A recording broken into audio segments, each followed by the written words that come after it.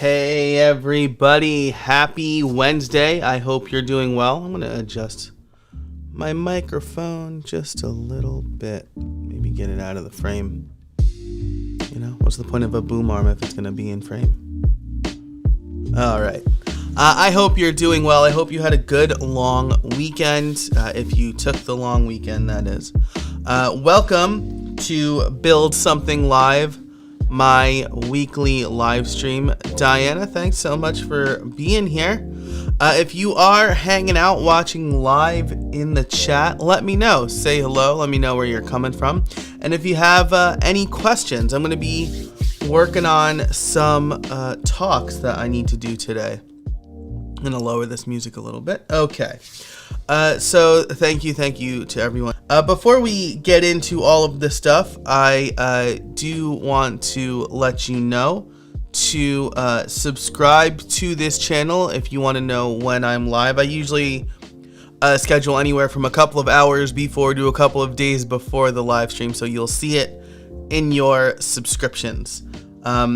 And another thing to note is that these live streams are only available to the general public while they are live. So if you want to get an archive of the live streams, you can join my membership over at buildsomething.club. It's just $5 a month. For live stream archive, you'll get extended ad-free episodes of my podcast, How I Built It, as well as members only office hours and a few other fun community things that I'm rolling out, things like AMAs and networking events and things like that. So there you go. There's all the shameless promotion. Let's see. Christian from Switzerland, thanks for being here today. Really appreciate it. And Andy, thanks so much for joining. I spoke to Andy yesterday. We recorded a podcast episode that's coming out in a few weeks. So it was really good. It was really long. There's a bonus for the extended ad-free episode. There is a pre and post show that's included. So lots of bang for your buck with that episode. I do also want to mention, if you're watching on YouTube, that there are super chats and super stickers. So if you don't want to do the membership, but you like what I'm doing today, you can, give any amount of money. And as an added bonus, the lights behind me will blink. So if you want to see me be very surprised, the lights behind me will blink. And actually, I'll do this too. Box light. That over here. In the frame behind me, so you can see that one blink too, if you want. No pressure. This is free for everybody. So, all right. So let's get into the main event today, which is going to be me working on my talk. Now I have more stuff here than usual, maybe I can give you a little desktop view of what I see. Or maybe I can't. Maybe I should have thought to do this before getting live on the stream, you know? Any of those things. So let's see, open up this app called Shoot, and I will switch to the iPhone camera, which now you see my face here. And there we go. So you could see my desk is a hot mess, but I have a little stand here with concepts, my Stream Deck, which is what I use to switch, and then my iPhone stand is right there with a bunch of other stuff. But here's the stand. This is how I'll be sketching. So there you go. I'll switch back to my face for now, because the other thing I need to do is I don't have a button for the iPad screen, so I'm gonna have to. I'll add a new scene here. I think this is not helpful for you because you can't see it, but we got the iPhone camera, the end screen.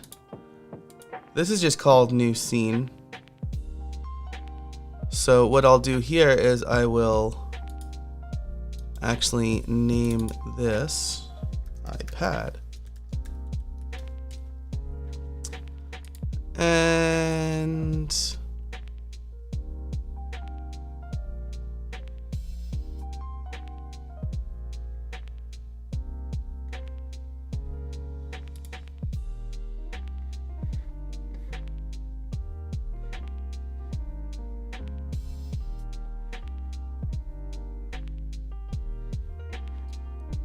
this is where it gets slightly tricky because I don't quite remember how to do this part. I might have to plug it into a different spot, and then it should show up as an available input source is what I'm looking for here in Ecamm Live.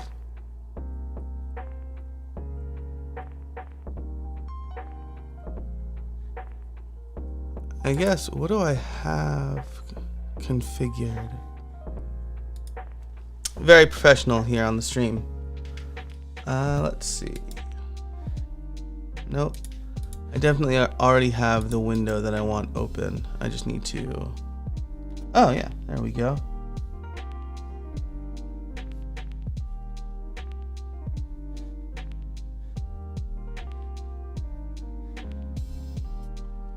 And then, yeah, so now this should show up as a source of some sort somewhere.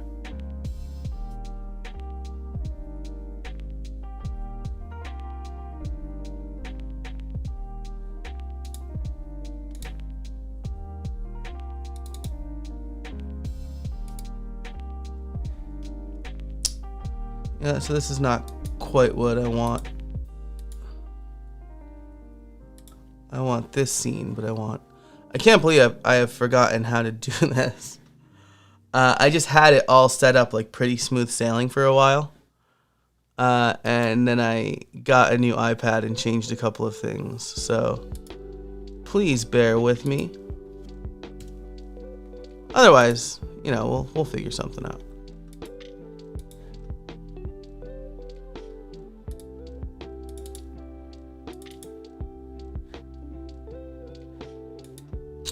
This music is real chill recommendations. Put that on the screen. Yes, this is Stream Beats. So it's a playlist in Apple Music. It's also on Spotify, and I like it because it is royalty free. So I can play this and not have to worry about anything, really. So let's see, I will grab a link to Stream Beats. Stream Beats. Drop that in the chat. There's lots of different options to choose from there.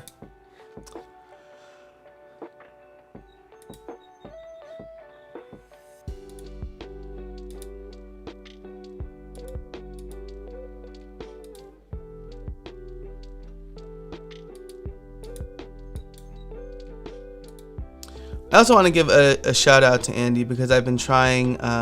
Well, I signed up yesterday for his product, Postaga.com. And I haven't taken a deep dive into it yet, but I am pretty excited about it.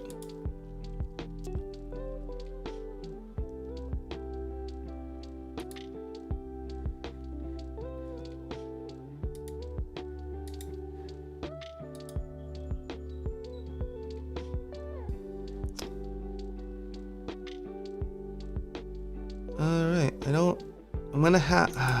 frustratingly, I'm gonna have to Google this. So if you have any questions in the meantime about how to handle things like this, where it seems like the live streamer doesn't know what they're doing, let me know. What I'm actually getting into today is I'm working on a couple of talks. So I'm giving a talk at WordCamp Santa Clarita about what to think about as a theme developer. And so, in this brave new world that is full site editing. So that's the name of the talk. I'll show that in a minute. I see. So I think it's not showing up because I didn't do all the steps everywhere, as is usually the case. So now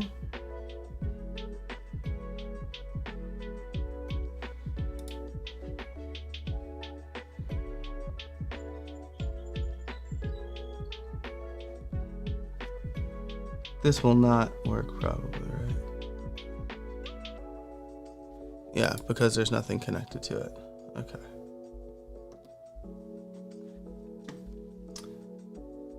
Actually,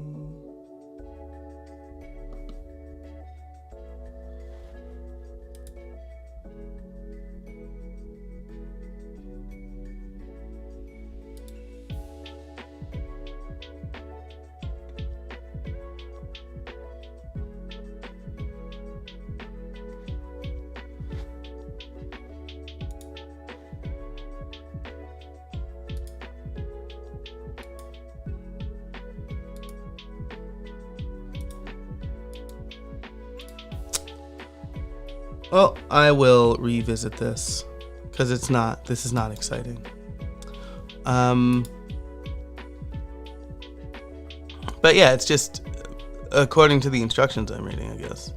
It's saying it should just show up as a camera, as a source. So I must be missing something. If you're an Ecamm Live user and I'm missing something obvious, which, it can often be the case, let me know.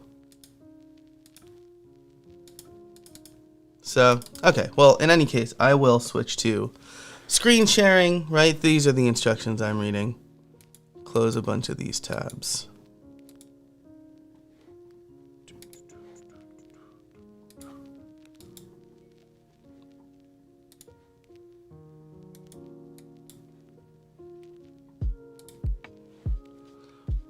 But yeah, I don't know. I did this. Rebooting the Mac, rebooting the iOS device. I'm not going to do all that. So I will have to figure out a different way to share my sketching with you. But let's instead, let's go to the planning document. Okay. Too many windows. Okay.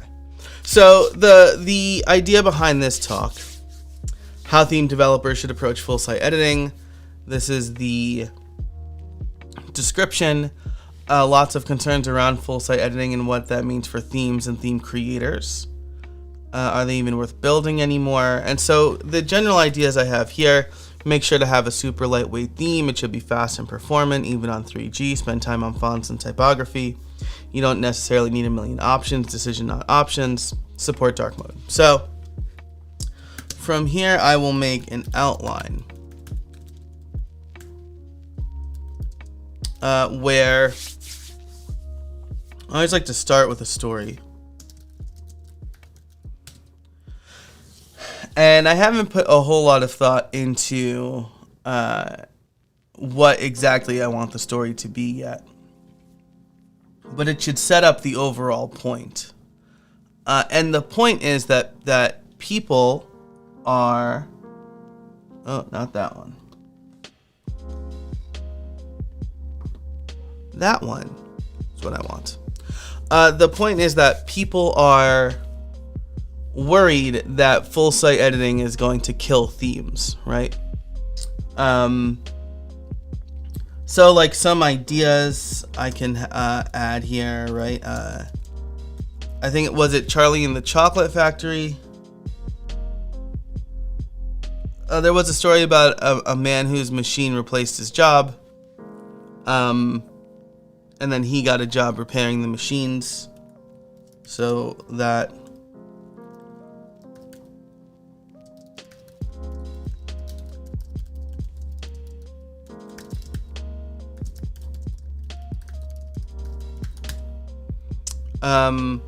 I could talk about, baseball players who go on to be managers. Other people maybe evolving in their profession.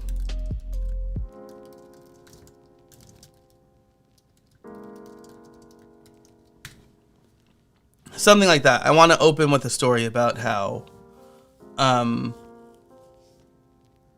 about how a lot of people are worried about this thing when in actuality they shouldn't be worried as much as they should be kind of willing to evolve, right? And willing to try new things.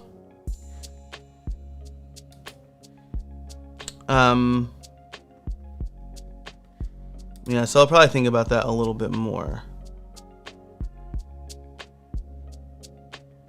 Maybe make it pop culture.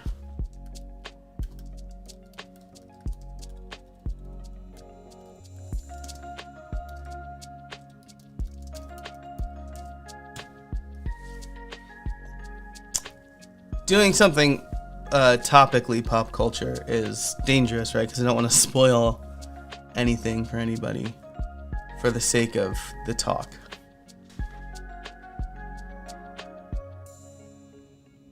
Alright, so I'll start with that. And then I'll move on to maybe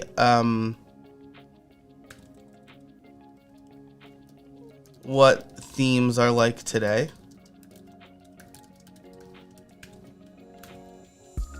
This requires me to do a little bit of research, and I'm kind of strapped for time because I have too much going on. But what are themes like today? There's a wide variety, and then I'll just kind of pick and choose some examples. Anders Naren,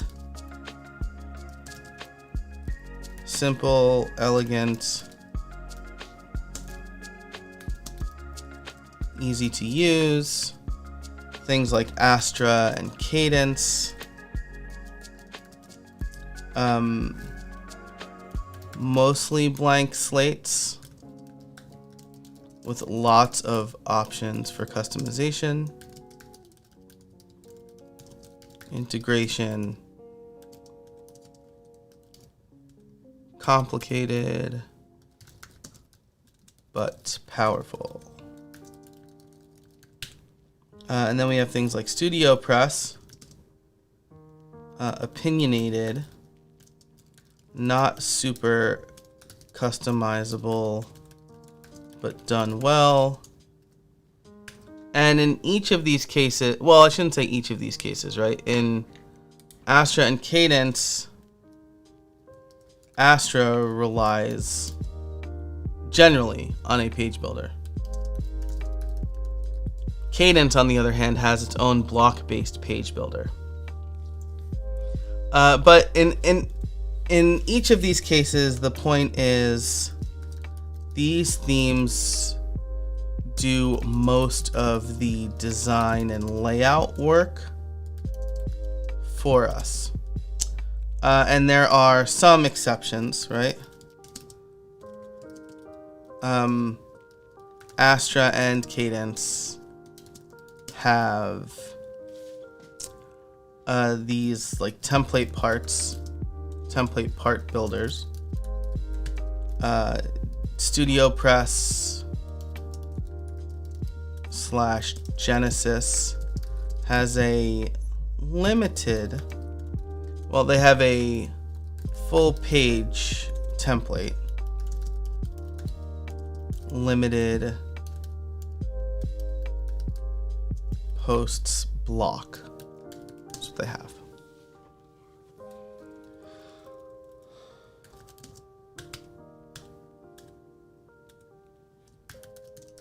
What is full site editing? So I'll define full site editing. I will go get that definition. And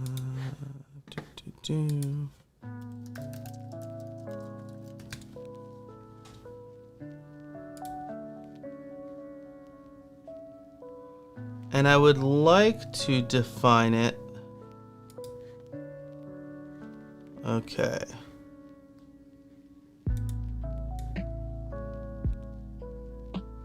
Stop. Okay.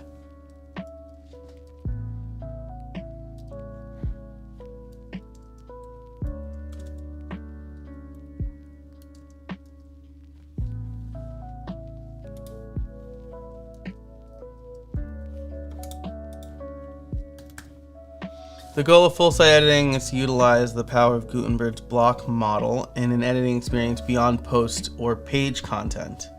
In other words, the idea is to make the entire site customizable. The editing mode will understand the structure of the site and provide ways to modify global elements like headers and footers. Demo using Gutenberg plugin and 2021 blocks. Well, we get a comment here from Christian. I'd love to create a full site editing theme from scratch that is super lightweight, has enough options and good defaults and decisions, and is accessible, ready, inclusive. So looking forward. Yeah, I think this is maybe one of the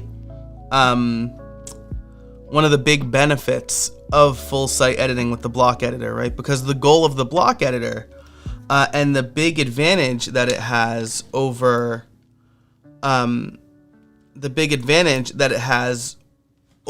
page builders is they are lighter. It is lighter. There's not nearly as much markup, right? I love Beaver Builder, but if you look at the markup that Beaver Builder, or probably Elementor, I haven't dug into Elementor, certainly Divi, the markup that those generate is, there's a lot of nested elements and nested divs, and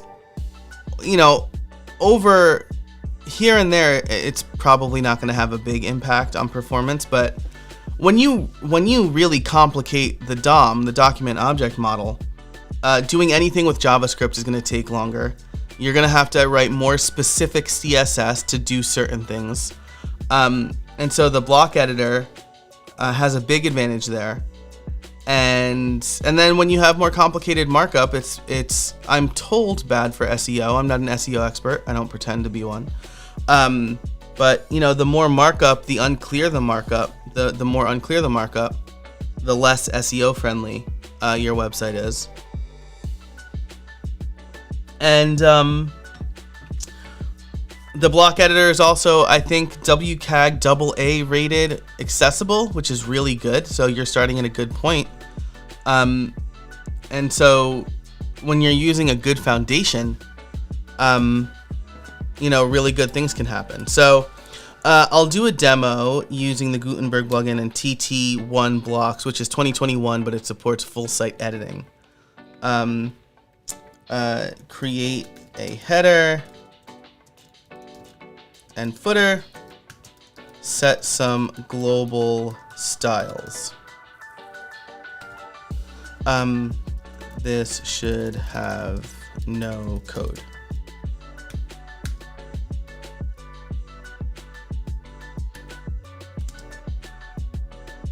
Yeah, I don't think I'm gonna write a theme for this talk. It's just gonna be more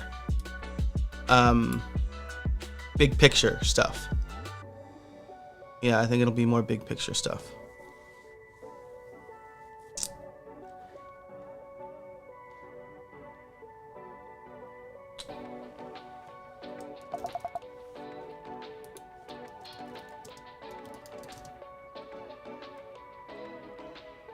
Yeah, I don't think so.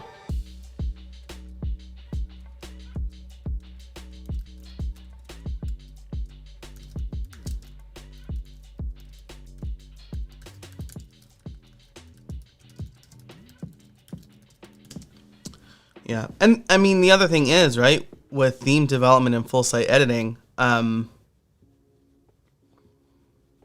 we won't need so many PHP templates because you can create those page templates. Yeah. Create page templates. So this will give at least a small overview for those who are not familiar with full site editing, but maybe aspiring theme developers. What theme developers should think about. Focus on design elements. So what does this mean? Focus on typography, color palettes. I mean, geez, typography is like, I don't know, 90% of design. Like bad fonts will make a site look bad. So fonts, line and letter spacing, etc. Color palettes have a default one. Did I spell palettes right here?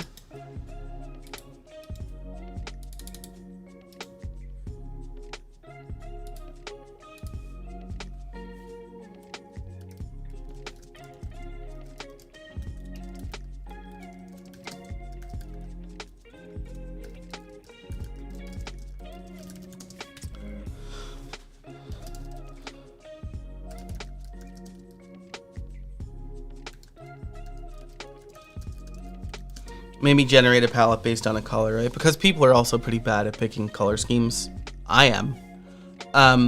So like if you give a color, maybe you can find that algorithm. There's got to be some open source code for that to get the complementary colors and then like different shades of that color, right? So like pick a color and then it would be that color at 100% opacity, 50% opacity, 10% opacity or something. And then complementary color at those three opacities, and then like an accent color, maybe like a tertiary accent color. I think that would be good, right? And it would help you with the design. So here I'll also say, don't give users font options, right? Spend a lot of time here. If you spend, because here's the thing, I've been making websites for like 20 years. And now I don't spend a lot of time on fonts. I just pick 2 Google fonts, right? Like Rafael Tomal has like some resources on how to pair them. Jason Santamaria has a great book about typography. But I just kind of rely on the default settings that you can mess around with in both Astra and Kadence, but I don't. I'm trying to create websites fast, and I will go with Astra or Kadence because it makes most sense in the context of whatever project I'm working on. Something frustrating with Kadence, I don't know if Astra does this, but they have like design palettes, design templates,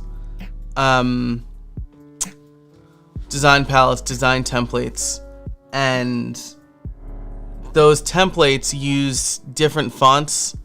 So they have specifically set fonts. So let's say I'm using like League Gothic for my headings.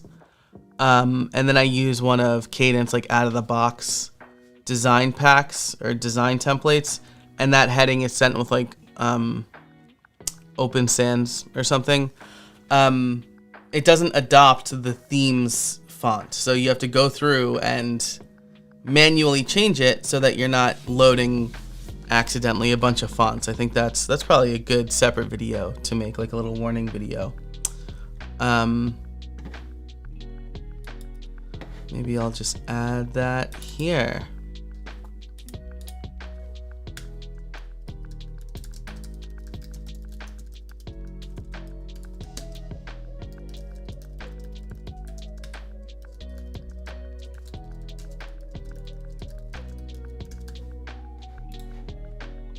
Okay. So let's see. Christian says here, color palette generator would be great. And also, could you explain how this works with theme.json, where this can be defined? So that's a really good point. I probably should at least touch on theme.json.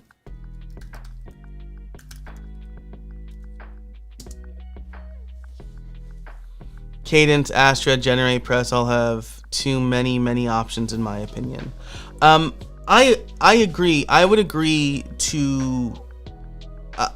with respects to the fact that if I am a user and I just want to install a theme and know it's going to look good, and not have to worry about it, yeah, it's way too many options.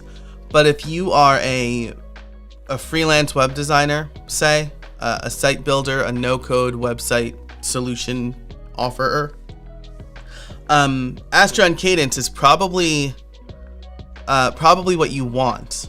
But that time that you would spend developing a custom theme and custom CSS, you need to spend that same amount of time messing with the options in Astra, right? It's not necessarily going to make development faster. There are tools to export those settings, and so maybe you have a starting point for each. I would strongly recommend that. But those options, I think it's probably a fallacy that many people go into using these sites with all these options thinking it's going to save me time. Because if you're designing a site from scratch, either you're writing the CSS or you're spending the right amount of time getting all of that in place. You know, when I redesigned Podcast Liftoff with Kadence, I made some decisions about the widths of the columns. I made sure all the fonts were in order and looked good. And on sites where I haven't done that, it's obvious. Because you don't have uniformity across the whole site. So yeah, definitely too many options, especially if you're saying like, oh, hey, are you a user who like wants to build their own site from scratch without code? Like, just install Astra and pick a couple of fonts. I don't think you'll end up with a great site that way. I think you'd be better off using Studio Press or something like that, or one of Anders Naren sites. I mean, themes, like they're really good.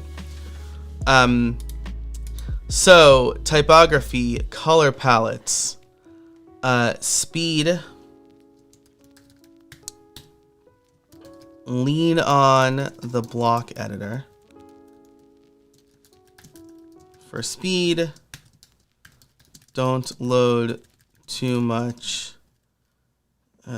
Well, don't load too much, but also spend a lot of time on critical CSS, optimizing your code and markup, and images. It should load quickly even on 3G.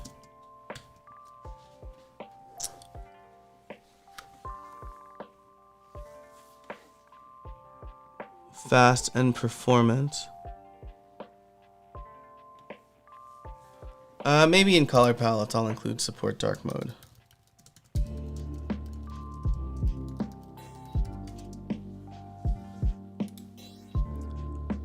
And then user experience.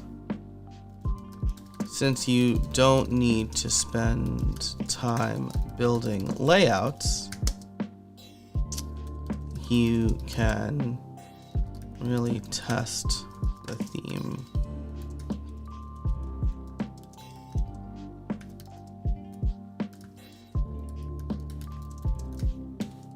But also build some templates.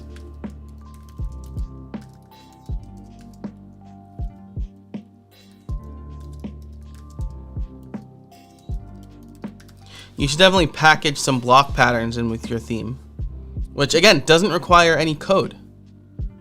I'm developing a whole course on that for LinkedIn Learning.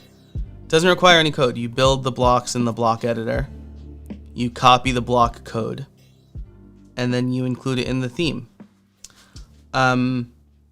Maybe now this gets into murky water. I won't include this in the talk because I'm just kind of thinking out loud. But maybe you also want to have a helper plugin that has your own blocks, right? You create your own blocks and then you can take advantage of them in your theme. Maybe, right? We want to toe the line between decoupling the theme from plugins.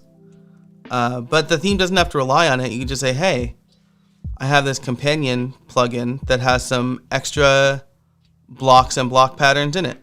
If you want to use it, theme will work fine without it, but take it to the next level with it. Maybe that could be your premium add-on, right? Boom, business modeled. Optional. I'll include this in the outline so I don't forget it.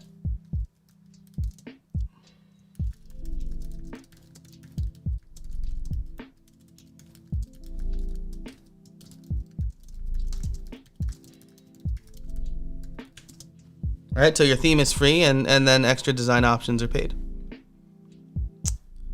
All right, start with a story. What are themes like today? What is full site editing?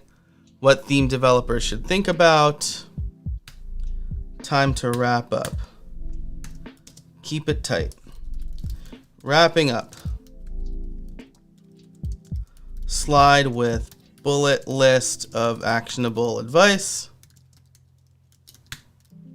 Bring it back to the story. CTA resources at Korg / we'll say FSE. That way I can reuse that link. Yeah, so I think this is good. I think this is going to be a good talk. Now, if I could get the old iPad working. I also need to arrange this a little bit better now that I have an iPad. I guess I could do this, put the Stream Deck here. Then I have a nice little setup that I'm going to take a picture of, even though. Right.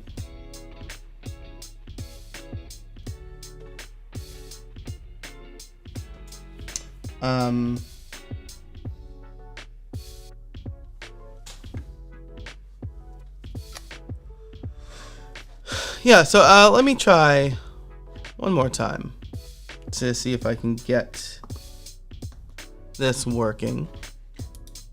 Because I think it'd be neat. I've been trying this app, Concepts, and I really love it.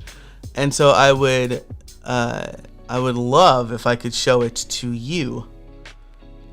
Basically, I was looking for an app that had an infinite canvas, I use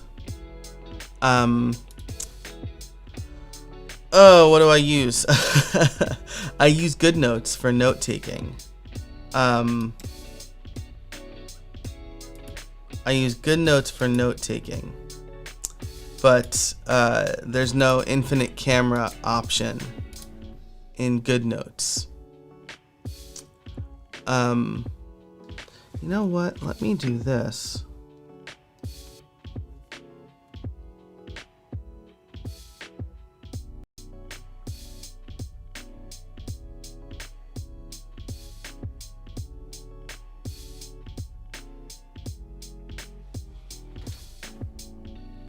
So when I do this, the iPhone actually shows up. Why didn't the iPad? Ha ha ha ha.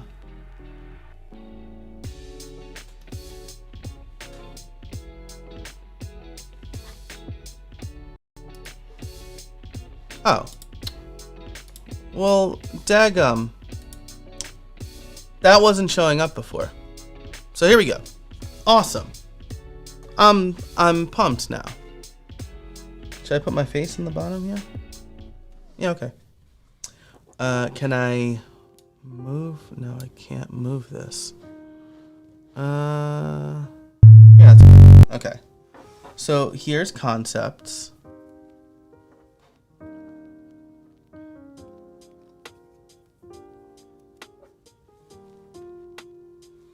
I really like it because when I double tap, it brings up a big color palette. I'm still getting used to the, keep the mic up here now, because I'm gonna, maybe I'll move it like down here. Yeah. I guess I could switch mic sources. That's probably better. So, okay, so this probably sounds dramatically better than the boom arm. I would hope it does for a lot of reasons. I'm still getting the hang of this app a bit, but I'm really excited about it. And I'm using a Satechi stand. So let's see if I could get this going like the real drawing streamers do. You know, they're so fancy. If I do this, and then, no, I can't do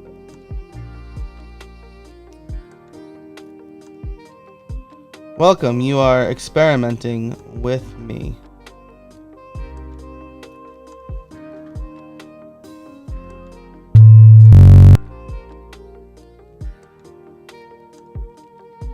Yeah.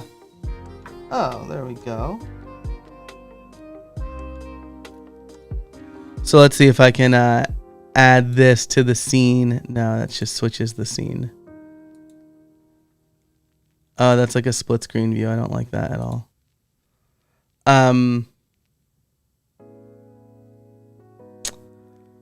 Let's see. Oh, hey AJ, thanks for joining. I like Craft, but curious to hear your opinion of Craft over Notion. Yeah, so let me tell you, I haven't really given Notion a fair shake, I think is what it is. I was kind of like analysis paralysis a little bit. I opened it up. I wasn't really sure what to use it for. I felt like there were too many options.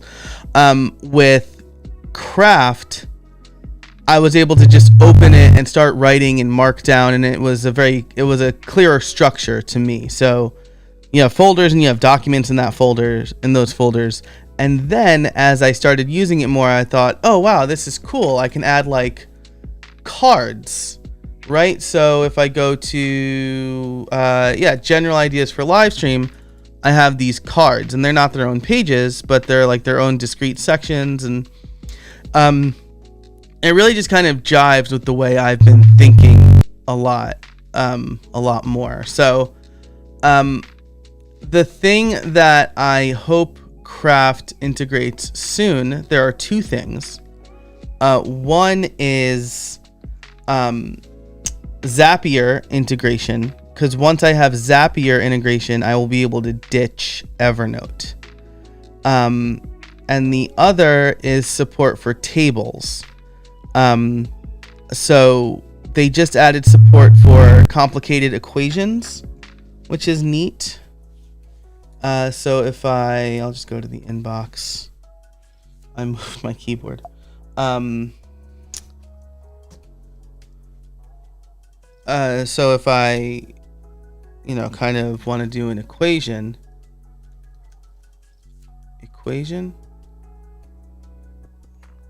I haven't actually tried this yet.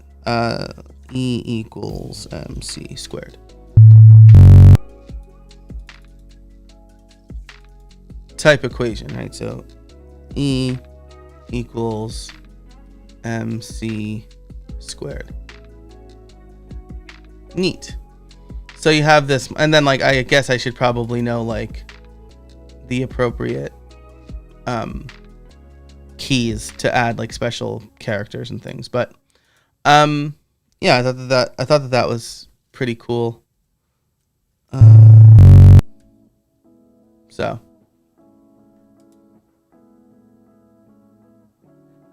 I hadn't meant to derail you so much. Oh yeah, no problem. I was a few minutes behind and just realized I wasn't watching live anymore. No, that's no problem.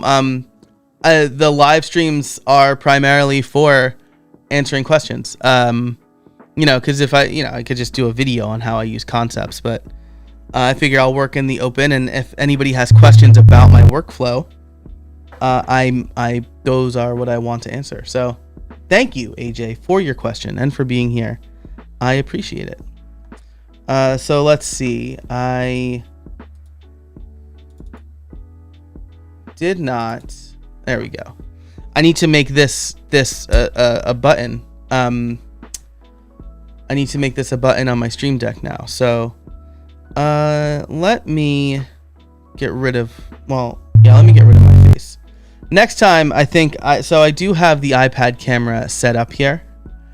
Where I can add me. And then I think I can add this. No? Okay. So I think I got to edit this to use the iPhone. And then I can kind of have, look, you can see me writing. And I don't know why anybody would want this, but maybe I'll tweak it a little bit. So, okay. Anyway. One thing I need to get used to, and I can change this. Actually, there we go. See, maybe this is why you would want to watch what I'm doing here, because, let me do that again.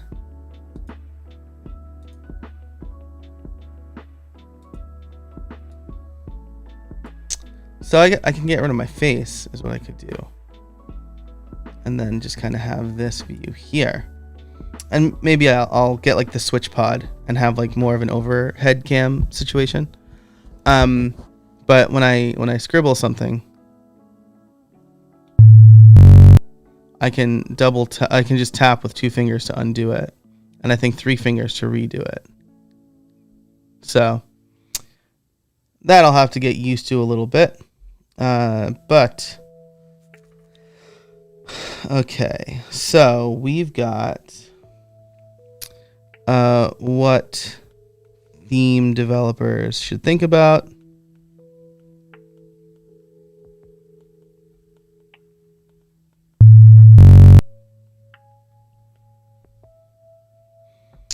And I am still getting used to it. From a GoodNotes point of view. I'm a lot better in GoodNotes, but I really like the infinite canvas, the ability to zoom in and zoom out.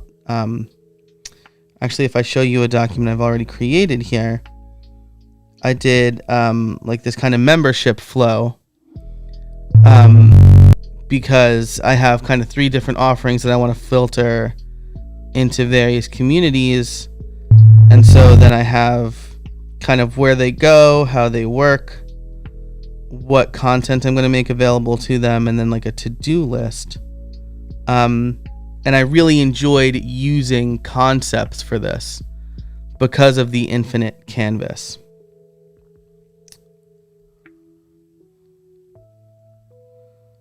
So here I can, if I had a steadier hand, I might be able to storyboard this a little bit, right? So we have title slide. And then next would be the story slide, which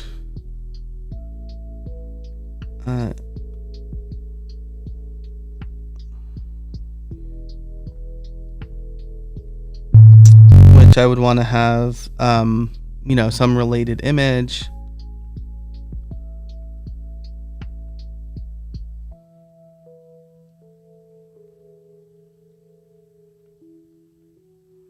And then text on next slide. And that would be like the main point, right? So we move over here.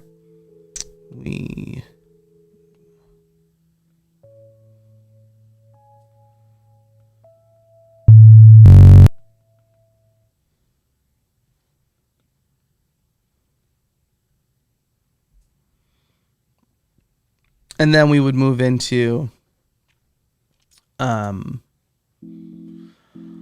where are you? And then we would kind of move into the themes section, right? So what are themes like today?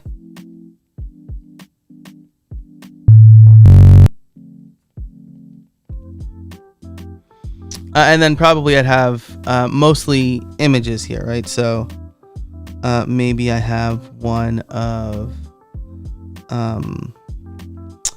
was it Esquel? Oh gosh, I forget the name of Anders' latest theme.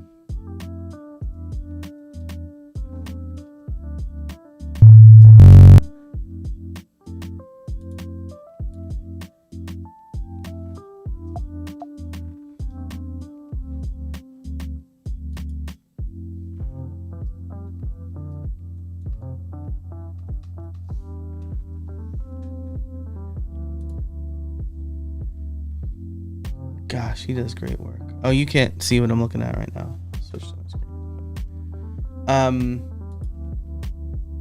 Just great work. Excel is what it's called, not Esquel. Okay. Yeah. So Excel, and then the other ones that I have.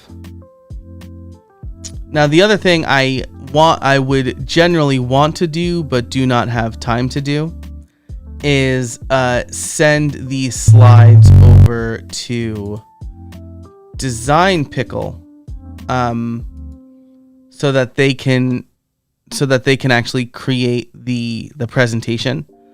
I will just use a generic template that I had them create. Because I need to basically write and record this by tomorrow.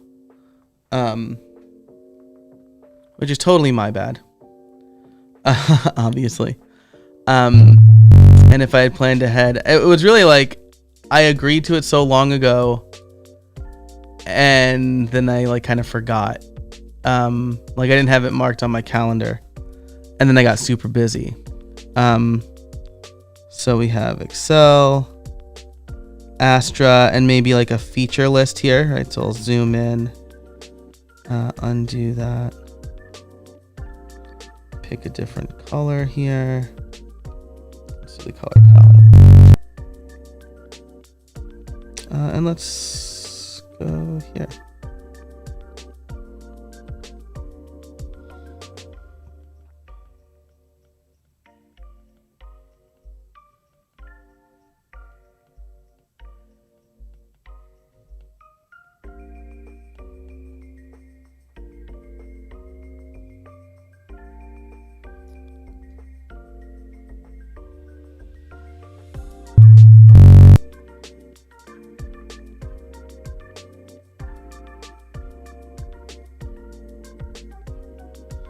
There's probably also like some tool, like some shape tool that I can use.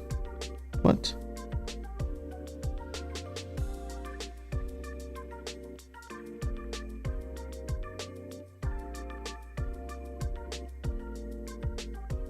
No, I guess not.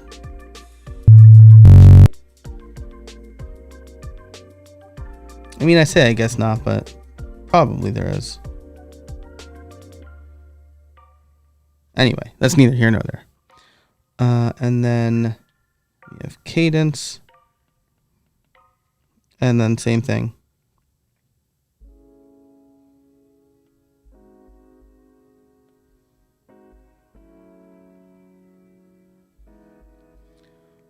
And then Studio Press.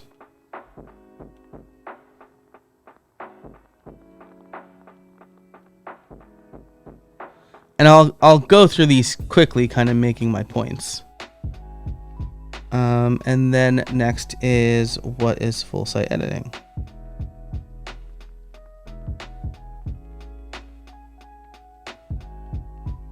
And then we'll have the definition. And then demo time, and actually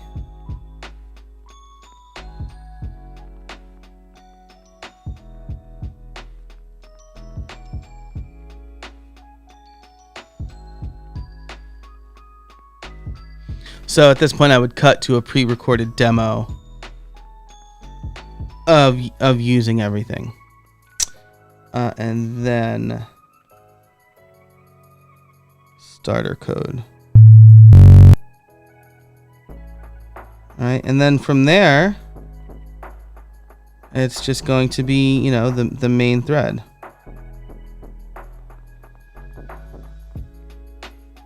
Each point. And then a bulleted list at the end.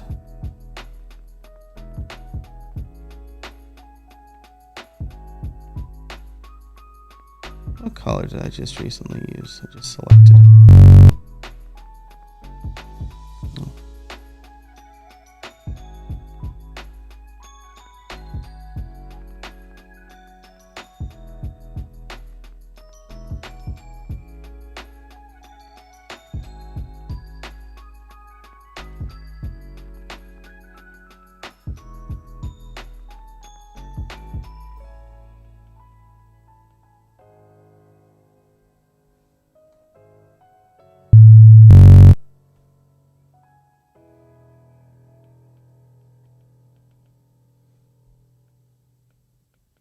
So this will be kind of like a checklisty thing.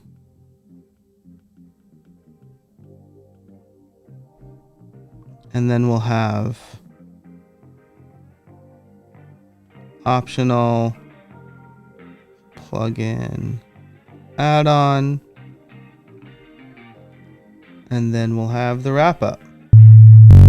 The wrap-up is always me with my big cheesy face.